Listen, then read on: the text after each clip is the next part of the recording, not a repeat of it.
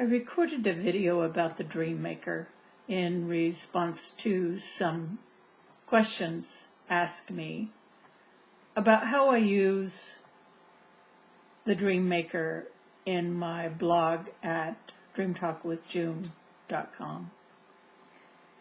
And I talked about those really special, precious times that we all have in response to religious experiences or ceremony in nature. Those kind of supreme moments when everything opens up. And I talked a little bit about how we try to bring those moments home to our ordinary life by sort of trying to nail them down, to pin them down into their exact meaning. And in that way, we empty them out. We diminish the message and lose something. But there is a way to bring that something special into our lives, into our ordinary lives. Although when you do that, ordinary life takes on a little different meaning. I'll tell you some of the ways that I do this.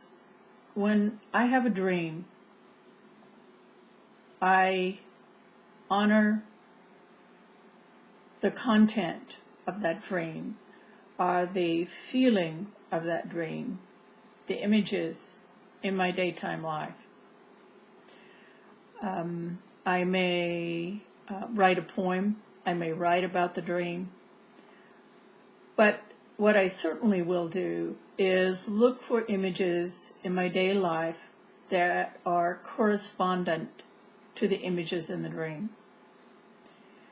Where does something happen that reverberates with the dream? There seems to have some kind of correspondence, and it will. If you start this kind of conversation with your dreams over time, you will see that this clearly happens. So I will look for the images in the day. I will feed that, so to speak, in that way. Maybe I will buy an emblem. It can be small. It can be a swatch of fabric in the color, a significant color in the dream. It can be anything that you choose to signify that you're bringing into the day the meaning of the dream, the substance of the dream, if you will.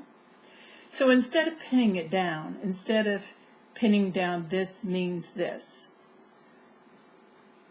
you create a kind of poetic conversation of images. When you do that enough, then you do in fact bring that special experience, that open space, the precious ecstatic moments. You can bring that into the day, not by pinning it down, but by this conversation of correspondences and responding to the dream material. And it will create a something. It will create the correspondence to the other, to that elevated place, to that place of precious experience that you had where the world cracked open. And you will feel it. You will feel it here. Some of the local tribes refer to that as the hutch, and it doesn't have an exact correspondence to in English, but think of it as a container here. And you build power there.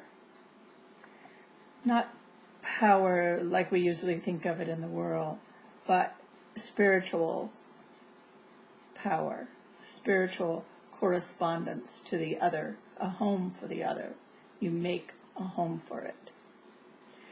And then as you do that, then the I and the mind during the day will start more and more looking for these correspondences between the daily life and the other side.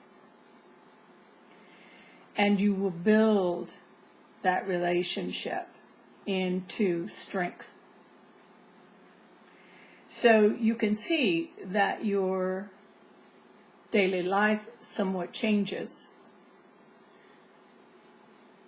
but it is also the only way of bringing those ecstatic moments and giving them breath, so to speak, giving them life in your life, so that over time you are living the other. You are living in time and space, but you're also living the other. And that is the way to bring it home without murdering it by nailing it down. The dream maker is the vehicle of conversation. And when you began to view your daily life in this way, of bringing what she sends into the day, then the day changes.